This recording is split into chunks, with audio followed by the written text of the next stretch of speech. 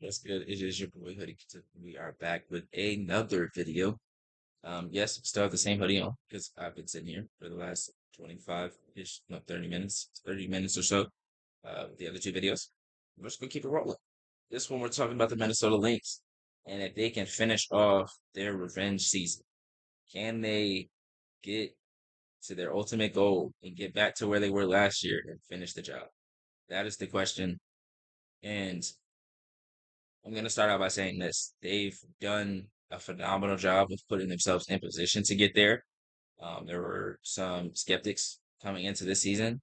I wouldn't say I was skeptical. I was just didn't want to be too optimistic about them getting exactly back to where they were last year, just because that loss had to be extremely heartbreaking. As someone that was watching, hoping that the Lynx won, not necessarily being as a Lynx fan, but hoping that the Lynx won because I want to see New Scholar get the championship.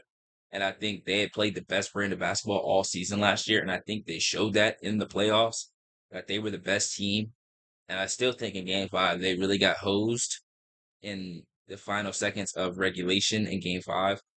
I don't, I don't feel like that was something. I feel like it's very similar to the Spurs when they lost to the Miami Heat in 2013. Obviously, it's different. I don't think they got cheated, but it's how long can you hold that taste of that loss in your mouth? And but for the Spurs, the season ends in June. The season comes back around in October. That's not that long of a layover for you to like. It's still in your mind. You still play that shot over and over and over.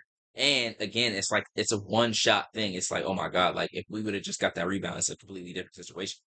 For the Lynx, while that those two plays that they think or that they feel and that rightly so feel like they were cheated on are gonna replay in their heads, but there's a long stretch to get back to that. Like the season ends in October for the W, and then it starts in May. So holding on to that, I don't want to say that grudge, but holding on to that feeling of heartbreak for that long, I didn't know if they were going to be able to, you know what I mean? I didn't know if it was going to hurt them the same way coming into the season. And then there was times in the preseason where Cheryl Reeve during training camp, Rochelle Reeve was saying that they weren't practicing the way that they should be. She wasn't impressed. She was very disappointed in the way they were practicing. Um, and maybe that lit a fire under them. Maybe that made them realize, like, hey, we got to step it up. Hey, we can't just go into this and going through the motions and expect to get back to the same spot. And they came out the season rolling. I think they were like 9-0, 10-0 at one point. Both of them and the Liberty were like undefeated for a good chunk of the season.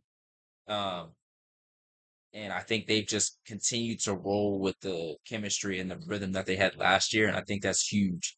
I think that's super important. I don't think enough people talk about that. And I think a lot of people are trying to make them into this like this entity or this team that they were never looked at to be. When you put this team on paper, this is probably the fifth best team in the league. And that's being kind of generous, honestly.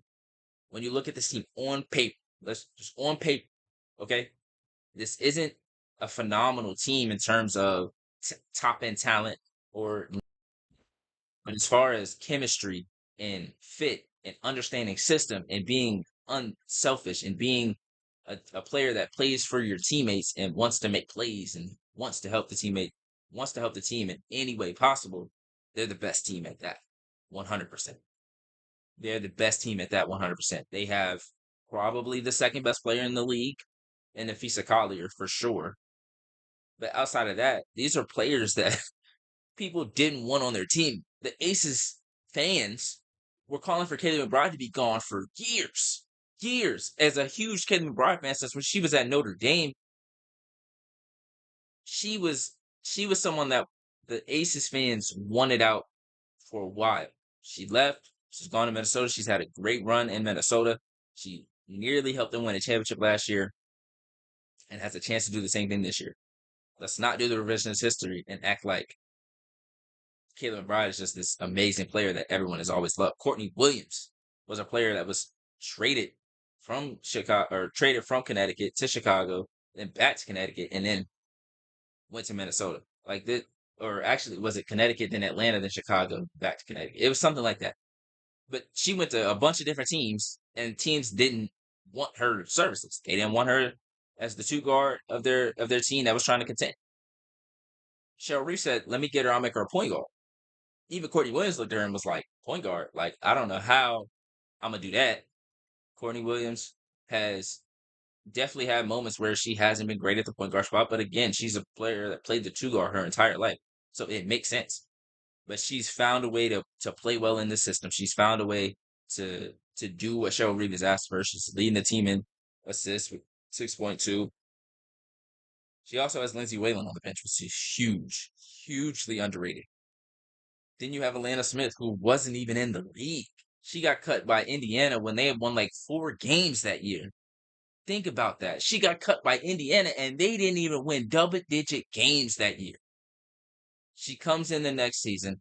She comes into the training camp of Minnesota, earns a spot, earns a starting spot, plays phenomenal, gets on an all WNBA defensive team, and then comes back this year and does the same kind of thing and is in DPOY conversations.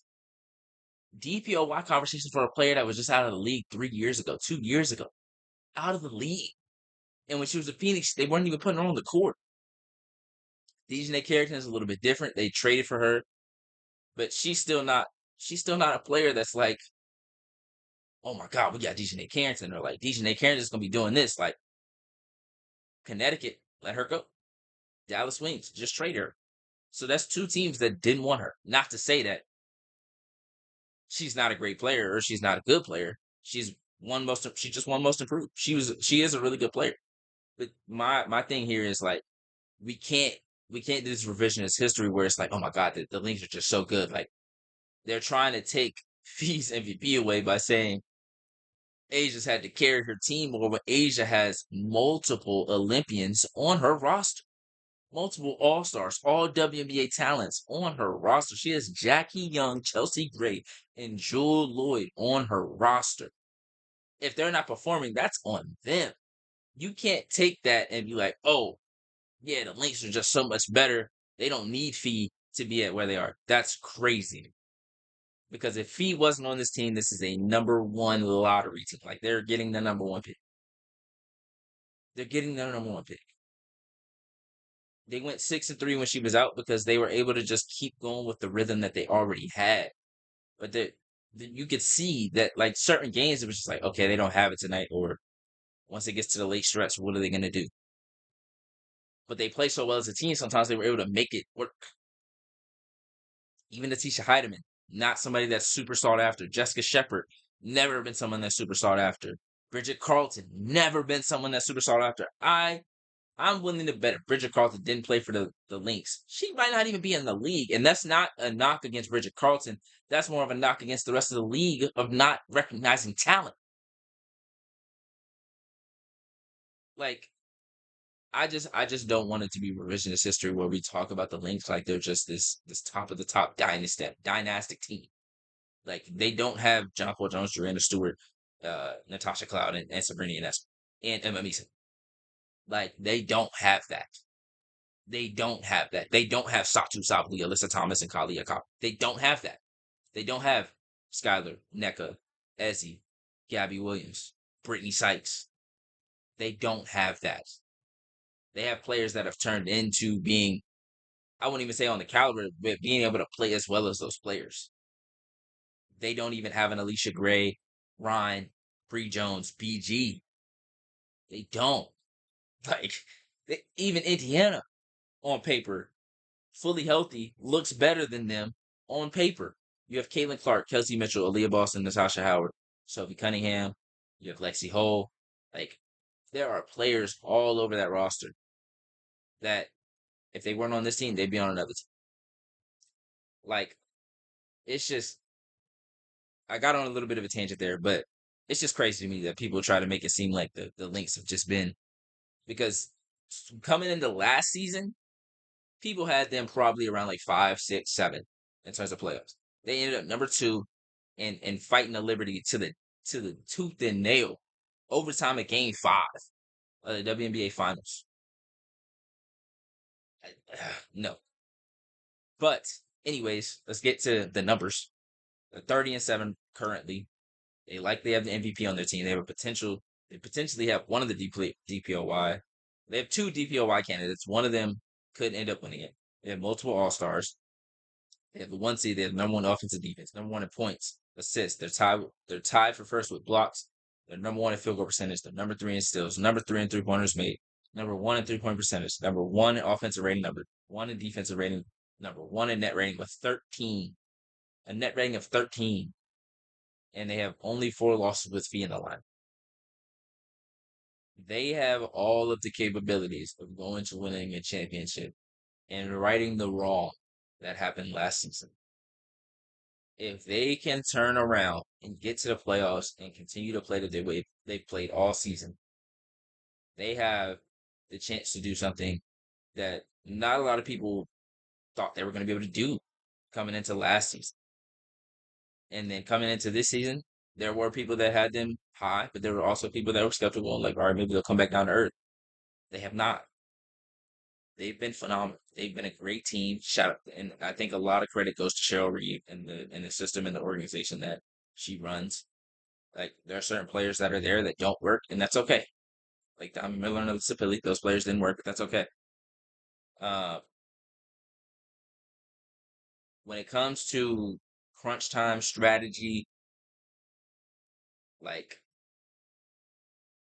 game plans, Cheryl Reeve is at the top. She's at the top. Getting players ready for the games, Cheryl Reeve is at the top. The defense has been the number one defense for the last 2 years. Offense has been at the top for the last 2 years. Like they've been phenomenal. They have to close this out. They have to close it out. They have to end this season with a championship to feel like they got past they to feel like they can get over last season. But I still feel like even if they win the championship, they still won't be over last season because they'll feel like they should have two. And let's be honest, it's a real possibility. Like it's a real possibility that they could have gone back to back. Obviously, we're not even in the playoffs yet this year. We don't know what's going to happen. But based off what I've seen so far, there's nothing telling me that the Lynx don't at least get to the conference finals and have a chance to get to the finals and have a chance to win the championship. Like they're just so damn good at basketball. And excuse my language, but they're just so good at basketball as a team, individually. Like they just understand how to play basketball, and I love that. I love watching teams that play as a team, play on a string, play with great chemistry, and just don't feel like okay, we have to play through this player. Obviously, you play through Nafisa Kali because she's the best player and arguably, I would say arguably one of the best players in the league. But they still find ways to make that open up other shots for other players without just being like, oh, give her the ball, let's make a play. No, they can give her the ball in the offense and still run offense on the other side to get someone open because of how much attention is going to go to feet. That's what I love to watch. I love to watch great basketball. I don't love to watch teams come down and ISO, ISO, ISO, ISO. I want to see teams come out, play great basketball, and win. Play for each other, play hard on defense, play hard on offense, and win. That's all. I'm not biased. I'm not gonna sit here and be like, oh, I don't want this team to win. I don't want this team to win. But I do feel for the Lynx because they had the championship in their hands last year.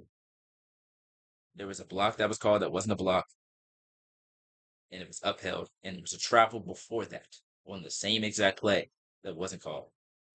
So they have a legitimate gripe. They have a legitimate revenge. They should have a legitimate revenge mindset coming into the playoffs, and like they have into the season, because they were cheated. They were cheated. So I say all that to say they have to close it out. No one's gonna give it to you. No one's gonna lay down and be like, oh man, you know what? The Lynx, they got cheated last year. They should win.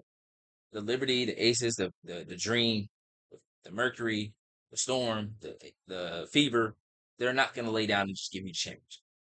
You got to go get it. Now, hopefully this year, if you get that opportunity again, the refs are not against you or like not in your favor in that point. But it's on the Lynx. It's on the team. It's on the coaching. It's on It's on everybody in that organization to get to that top of the mountain and hoist that trophy. It's on them. So, with that being said, I want y'all to like, comment, subscribe. Let me know how you feel about this video. Let me know how you feel about the Lynx chances of winning the championship. Let me know how you feel about other teams' chances of winning the championship. We can talk about that too. Uh, Thank you guys for tuning in, and I'll see you guys one another.